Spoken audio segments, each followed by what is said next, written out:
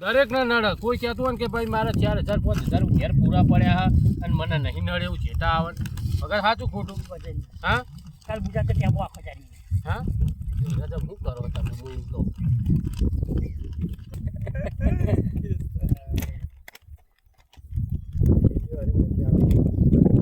ભરાઈ દો એક પેલા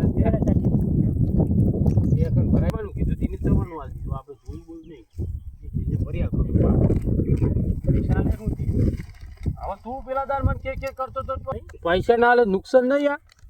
પૈસા લે ને તાન કેટલા લે કે